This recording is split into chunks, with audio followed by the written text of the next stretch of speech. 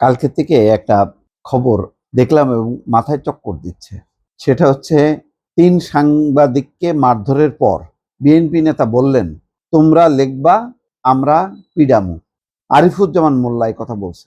এই খবরটাও খুব গুরুত্ব সহকারে আসছে।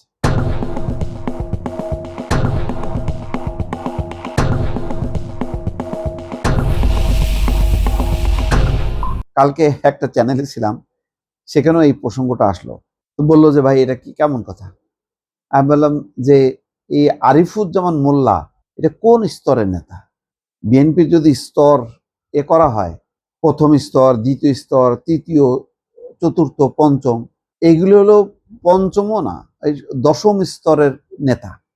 দশম স্তরের নেতারা এইরকম বলবে, এটা অস্বাভাবিক না। হ্যাঁ, কথাটার কারণে, আর যেহেতু ক্ষমতাসীন দল, যে সেই জেলা বিএনপির সে যুগ্ম সাধারণ সম্পাদক, সুতরাং এটা গুরুত্ব সহকারে আসছে। তো এটা কেন?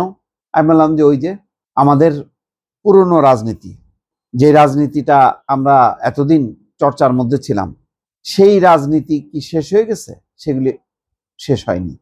কারণ ওই রাজনীতির কিছু সুবিধা আছে, আর্থিক সুবিধা আছে, মাস্তানি সুবিধা আছে, প্রভাবশালী ক্ষমতা দেখানোর সুবিধা আছে।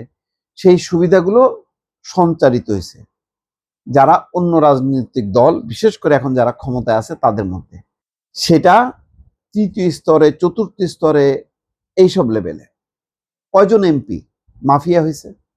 আমি তো মনে করি যে এখন এমপিরা যথেষ্ট পরিমাণ সতর্ক, সচেতন। তারা চাঁদাবাজি, রাহাজানি এলাকার মধ্যে যুক্ত হচ্ছে না। কারণ তারা জানে যে তাদের এই ঘাড়ের উপরে নিঃশ্বাস ফেলতেছে কিন্তু তাদের দলের চেয়ারম্যান, প্রধানমন্ত্রী তারেক রহমান। এটা অনেকে বলছে যে ভাই আমি এলাকার এসবের মধ্যে নাই, যাই কাজ করি চলে আসি। হ্যাঁ, কিন্তু ওই যে তৃণমূলে এদেরকে নিয়ন্ত্রণ করা যাচ্ছে না। আর নিয়ন্ত্রণ করা যাচ্ছে না বলে এখন আস্তে আস্তে আইন শৃঙ্খলা বাহিনীও তৎপর হচ্ছে। জেলা বিএনপি বা কেন্দ্রীয় বিএনপি তৎপরতা চালাচ্ছে। এইগুলি একটা বিচ্ছিন্ন ঘটনা দিয়ে যদি পুরো বিএনপিকে, ক্ষমতাসীন দলকে মাপি, তাহলে ভুল হবে। আমার এইসব কথা শুনে অনেকে বলে যে ভাই ভালোই তো দালালি করছে। আমরা অনেকে বলে যে ব্যর্থ দালাল। আর ডাক্তার জাহিদের ছবি দিয়ে পাশে বলে সফল দালাল। যখন সমালোচনার সময় আসবে, আমি আপনাদেরকে বারবার বলি, তখন সমালোচনা করব। আমি অসময়ে আমি ওই কিলায় কাঁঠাল পাকাবো না, কাঁঠাল পাকায় খাবো না। বা আম পাকে নাই, আমি এখন জোর করে ওইটারে পাকাবো, ওই পাকা আম আমি খাবো না। যখন সময় হবে, যদি সেই অবস্থায় যায়, ছাড় দেব না। আমি বারবার বলছি যে আমার সংগ্রাম সুশাসনের জন্য, মানবাধিকারের জন্য, সুষ্ঠু নির্বাচন, নিরপেক্ষ নির্বাচনের জন্য, সেটা যেই হোক না কেন। আমি এখনই লাভ দিয়ে একটা সমীকরণটা করবো কেন? এই যে কথাটা বললো যে তোমরা লিখবা, আমরা পিডামু, এই আরিফুজ্জামান মোল্লা এ কোন স্তরের নেতা?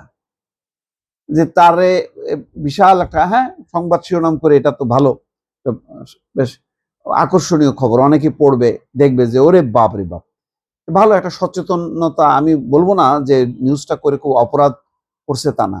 এগুলি আনা দরকার, যাতে বিএনপি নেতৃত্ব সতর্ক হয়, তাৎক্ষণিক ব্যবস্থা নেয়, এবং এই ধরনের আরিফুজ্জামান মোল্লার মতন মোল্লা যাতে তৈরি না হয়, সেই সতর্কতা জন্য এই ধরনের নিউজ হবে এবং আমরাও আলোচনা করব।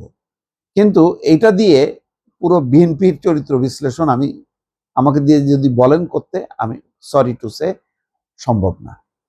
ওই সমস্যা, যেখানকার সমস্যা সেখানেই শেষ করতে হবে। ওই অঞ্চলের এমপি আছে, ভালো এমপি আছে, দল আছে, তারা দেখবে। তারা যদি না দেখে, কেন্দ্রীয় বিএনপি দেখবে। কিন্তু সেই সঙ্গে সতর্ক করি, আওয়ামী লীগের জায়গা, যেই বিভৎস একটা দুঃশাসন আমরা দেখে আসলাম, ওই শাসনে ফিরে যাওয়ার জন্য যদি কেউ চেষ্টা করে, এটা বুমেরাং হবে, আওয়ামী লীগের চেয়েও খারাপ পরিণতি হবে, এটা বলতে পারি। অতএব সাধু সাবধান।